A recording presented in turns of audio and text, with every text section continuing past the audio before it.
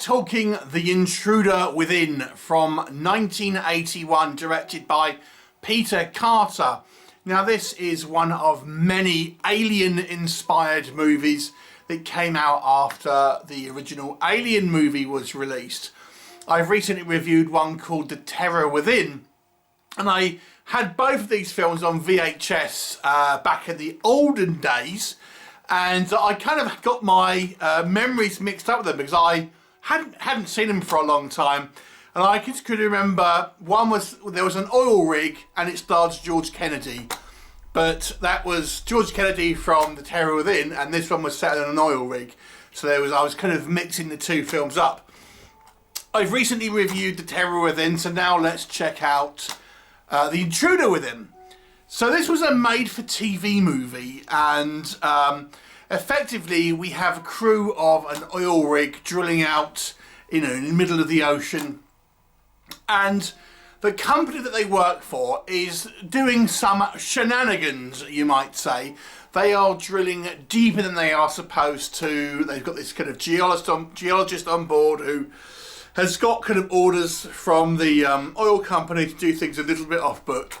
And in doing so, they managed to uncover some type of ancient life form which kind of comes up and is, well, there's kind of like little face huggery type things, and then we get someone gets like infected, and this ultimately kind of causes them to rapidly deteriorate. But there seems to be some type of parasitic qualities to these creatures, and ultimately they turn into big old rape monsters. Same kind of MO as the Terror Within and many of these sort of older 80s movies actually. Anyway, obviously what will happen, you have to watch the movie and find out.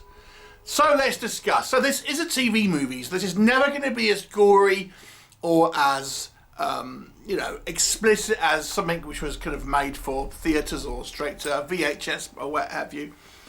But what can I say that works in this movie's favour?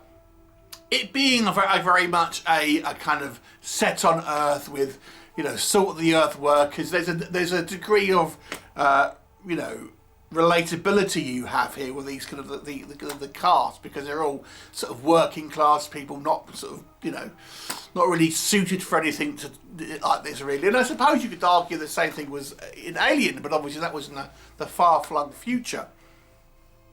But I kind of quite like their sort of salt of the earth sort of characteristics, and I will say I think the acting's actually kind of fairly strong, and the cast's headed up by Chad Everett, but I think everyone does a pretty good job. Now this movie, despite coming out in the early 80s, has very much a 70s sensibility to it. It very much feels like a 70s movie in some ways.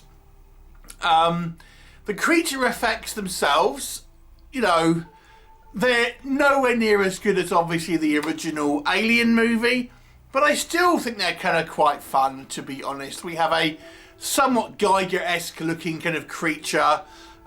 We have little mini ones that we see before, and the practical suit of the adult creature, it's kind of fun. I think it looks pretty neat as a kind of creature goes, and it's very reminiscent of the xenomorph from the Alien movie. I kind of quite liked it, despite it being, not as good, if you like, as the original Alien movie. Despite this being a TV film, I do think the movie probably goes as far as it can in regards to pushing the boundaries. I mean, like I say, the premise here is that an infected male worker wants to reproduce, so this creature inside him is effectively wanting him to rape his female colleagues and ultimately spread the seed and all that. Now obviously we don't see anything explicit here because it is a TV movie, but still what's kind of going on ultimately and all that, and it's somewhat kind of, at least the idea of it is somewhat kind of hard for a early 80s kind of TV movie, I suppose, even though we never really see anything actually kind of on sort of screen here.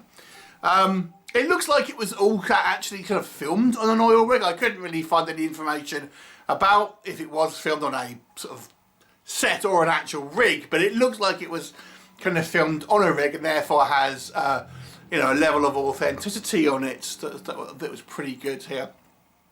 So what doesn't work with this movie? Okay, so all the issues that come with being a TV movie are there.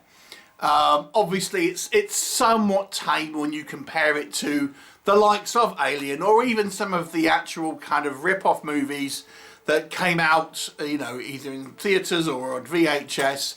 This one ends up being a little toothless. There's no blood really, there's very little kind of like explicit kind of attacks or anything like that, or very little kind of blood, I should say.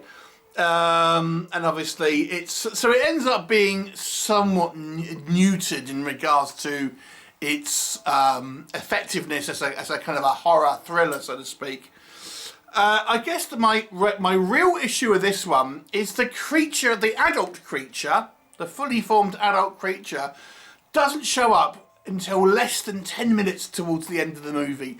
Less than 10 minutes, and it is dealt with in about 4 minutes. So it's really not that big of a deal, to be honest with you. In actual fact, the actual creature itself kills far less people than the actual movie up until that point. By that, you know, the point when this creature turns up, there has been, I don't know, 5 or 6 deaths at that point, and the creature, I think, kills 2 people. So, you know, it's really, and that's both off screen as well. So it really isn't that of a bigger deal. I think the smarter move here, and this is kind of what I mean by that 70s sense, because this is a lot of what the films did in the 70s. It saved the reveal right until the end, and this, you know, this is what this one does, and you know, it really doesn't have much of a impact. And I think some of the decisions here, like the sound effects that they've used for the creature, it just sounds like a guy moaning in a microphone. You know, it's not very good. So the actual major threat, this creature, really doesn't feel like it has a bigger impact. The actual, you know, the actual greater threat here are these kind of infected or influenced people who seem to be a greater threat to this oil rig.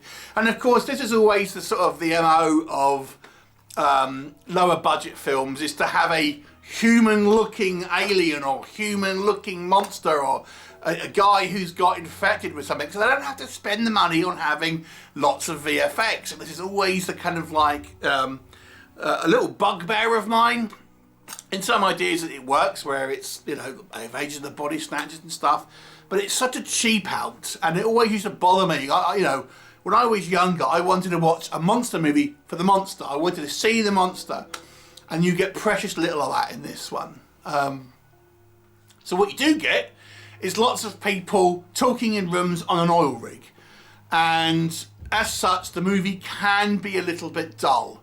I think the acting saves it a little bit, because I do think the performances here, as I say, are relatively kind of solid. And then we have this a little bit of kind of paranoia about what's kind of going on, how much does the company know, and things like that. But I don't think it's really enough to kind of make it all that of a thrilling movie, to be honest with you. So this movie is ultimately a little bit dull. And I think they could have had the creature in earlier, and, you know, it picking off these people and people, you know, different crew members and stuff, and we don't know where it is and that sort of stuff. But we don't have that, you know. So what we do have is the movie in front of us. So it's not a terrible film. It's just not all of that thrilling, to be honest. I'll give it a 4 out of 10. Have you seen it? What did you think of it? Please do let me know what your thoughts are, and I look forward to you next time.